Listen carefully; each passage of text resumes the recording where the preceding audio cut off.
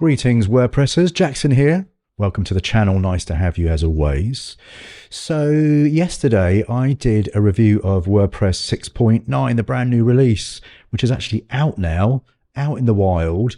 So go and watch that video if you haven't seen it yet, if you want to know all about the new features in WordPress 6.9. Anyway, in that vid, I promised you that I'd take a closer look at the Accordion block. It's one of the only new blocks in there, to be fair. But it is welcome, totally well received, but it did have a couple of little shortcomings. One being is that you can't change the open and close icon. The other is that, well, mostly on every website in an accordion component, there's just a little bit of animation on the open and closing of the panels, etc. So it doesn't have that out of the box, but it is super easy to add that with just a little bit of code.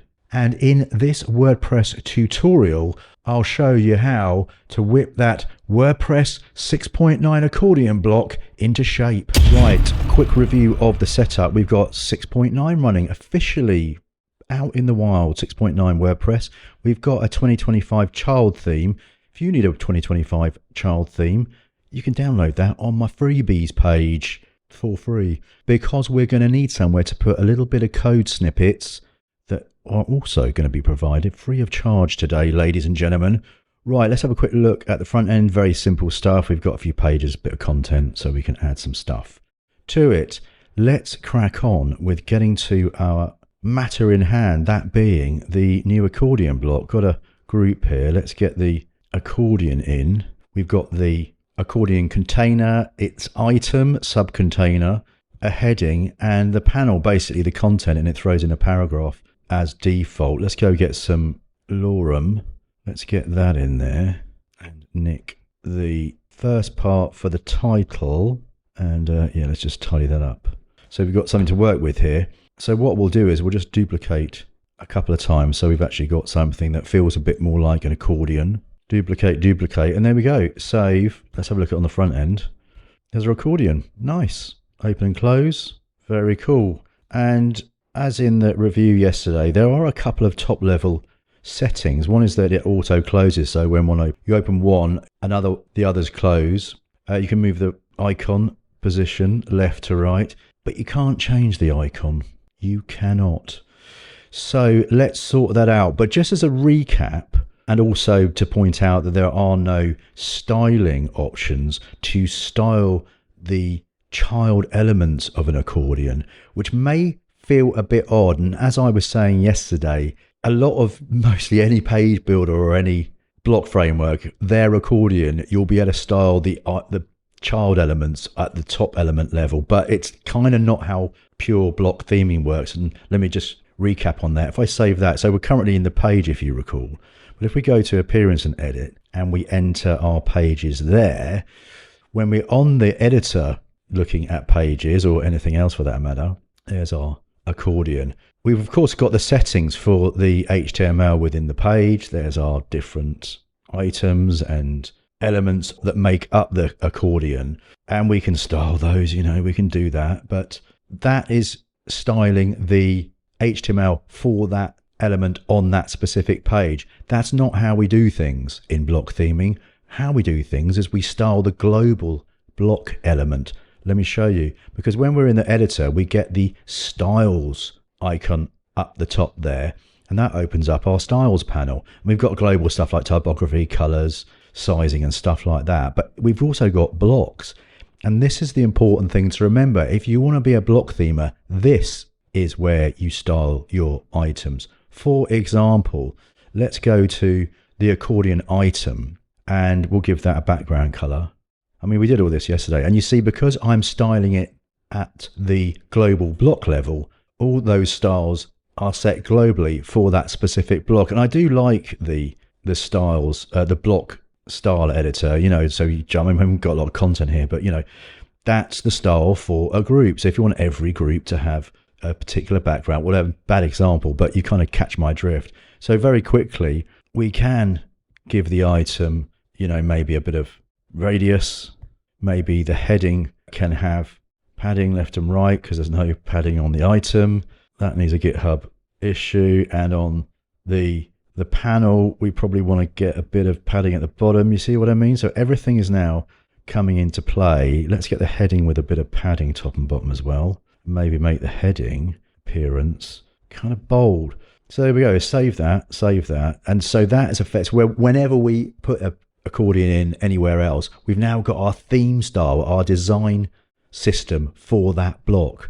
Refresh. There's our design system. So back to the matter in hand. Oh, I think what we do need to do actually on the accordion item is, let's get that block spacing sorted out. That's better. Right, the matter in hand. First up, shortcoming number 1 is you can't change the icon. And it literally is, let's look at the HTML. Right click, inspect that. And you see that it's a span. Okay, that's a good start. It's open at the moment, so it's kind of spun around 45 degrees. You can see that here. But it's literally an X. Look, well, it's not an X, but it's an X at the moment. It's a plus sign. That is your icon.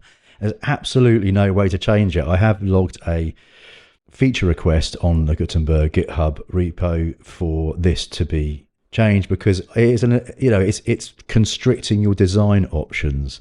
But if you receive a design to build and it's a different icon, we need to change it. Well, in the details block, and I did a review on that and how to hack that to change the icon because it's roughly the same kind of issue we're facing. It does work, but I've got a new version for this accordion block.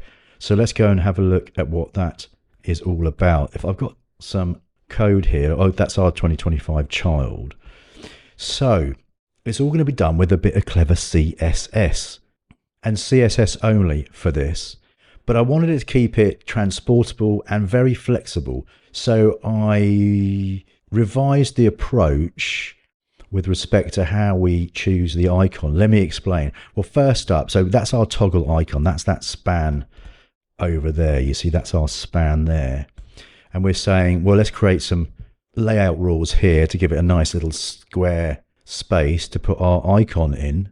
And also we want to hide the actual X, believe it or not, because we don't want that to show. And you can try and use visibility or opacity, but then it will affect what we're about to do next. We're going to come back to background color because the next part is the crucial part, which is what I've done to update the approach, and that is that we are no longer using a straight image in conjunction with the pseudo after property. We are going to use an SVG as the image, but using it as a mask. Now, TLDR, mask image in CSS, kind of essentially means use this image, so transparent image, PNG, SVG, so something that has a shape, use that as a, well, essentially as a silhouette, so like a cutout silhouette, and use that. And the good thing about doing it that way rather than using an actual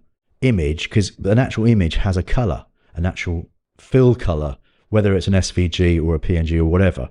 And so this approach allows us to use the SVG as a silhouette, as a mask, and therefore it inherits the color of whatever is its parent, and that being our nice button, our nice H3 toggle. We'll see that come into play in just a minute.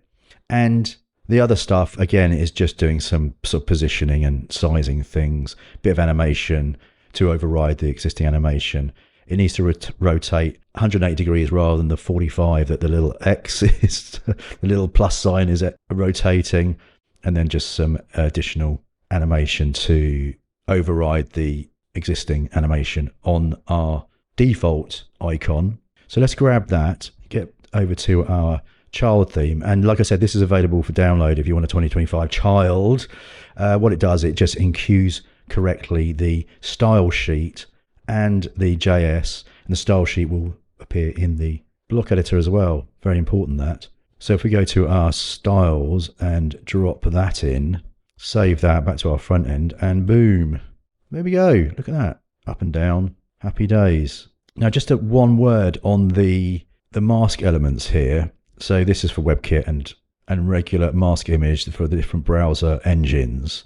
Now it does look a bit weird, right? Because this is actually a data URL image rather than a hard-coded image. And the reason I've done this is just so you can swap it out without having to put it in your assets or reference it. Keeps it really flexible. So what do you do if you want a different image? Well, just jump over to, let's go over to WP Helpers. Thank you guys. Haven't seen a podcast from you guys recently. And we do a search for, say, chevron. And there's our chevron. And we copy that because we'd rather a chevron. Now, you can't paste that in because we need it to be encoded as a data URL. So, as always, we jump to Gemini, or other language models are available, and we say, hey, can you encode this SVG as a data URL? Paste that in. Gemini will do its thing, and here we go. Gives us a load of spiel, but essentially we want this one. Copy that, get back to our code. Let's get that into the URL here, and same for our regular. Save that and back on our front end.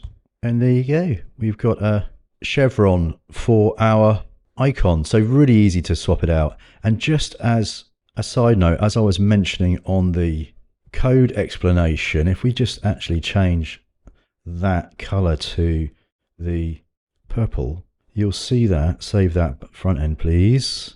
You'll see that indeed our icon is the purple, so it's inheriting that color. Super cool. Right, so we've got these accordions, but issue 2 is I don't think I've seen too many accordion components within websites that do not have just a little bit of animation. These are, these are straight open close. Yeah, I don't mind that too much, but I guarantee a client will say to you, can we just make that a little bit more animated or whatever? And yeah, it is a nice user experience to have just a little bit of movement on occasion, especially things like accordions. So let's have a look at the code we've got for that. Going back to our snippets area. So this is made up of CSS and a little bit of JS. Do not be afraid. All of this code is available for free on my downloads page, on my freebies page. So I'm not going to overly explain this because I could have just used the code from the details video that added the same kind of animation. But to be fair, because it is a new block, different code structure, different elements, all that sort of stuff, I thought, well, why not see what Gemini has to say about it? Could have been ChatGPT, whatever your choice of weapon is. So what I did was I inspected the page. I got the whole accordion, you can see it there, the whole accordion container, and I kind of copied the whole HTML and I threw it into Gemini and just simply asked, can you review the code, give me a summary of your understanding, just so that we can kind of set the scene, as it were. Pasted the code in, and then it immediately knew it was to do with WordPress, and it was to do with WordPress blocks. So that's a good start. Great. I just said, what I'm after is a bit of JavaScript to give me some smooth animations, and it did that, and that was cool. And we kind of got that, and then it pointed out that we needed to do this, that, or the other. Got all that in there. Just asked it to wrap it in a function so I could paste it in my files. Then kind of just had a bit of a to and fro, just a note on adding important to stuff, because the specificity in WordPress block theming is huge. So that is a catch-all, and you're allowed to use it in those instances, by the way. And a couple of updates. Noticed a couple of things with the auto close function. That's that kind of top level auto close thing. So we just tweaked that slightly, and that's what you get. So let's get that in there. So we'll get the CSS in first. Get that in there. I might just change that back to our arrow, actually, to be back to original style. Let's get the animations in. Let's get the JS in, and there it is there. I mean, you have a read through the code. It's all very self-explanatory. Let's get that JS in as well. Here's the custom JS. Drop that in there. Save that. Back to our front end. Refresh. Oh, that's a little nicer, isn't it? Closes the other one a little bit more graceful, wouldn't you say, ladies and gentlemen? And I guess that's that. It's WordPress 6.9 accordions done right. Links are, of course, in the description for all those lovely free downloads on the freebies page. Get your comments in below. Let me know what your thoughts are on all things WordPress 6.9, especially the accordion block. And if you haven't seen that full 6.9 review, that will be your next video.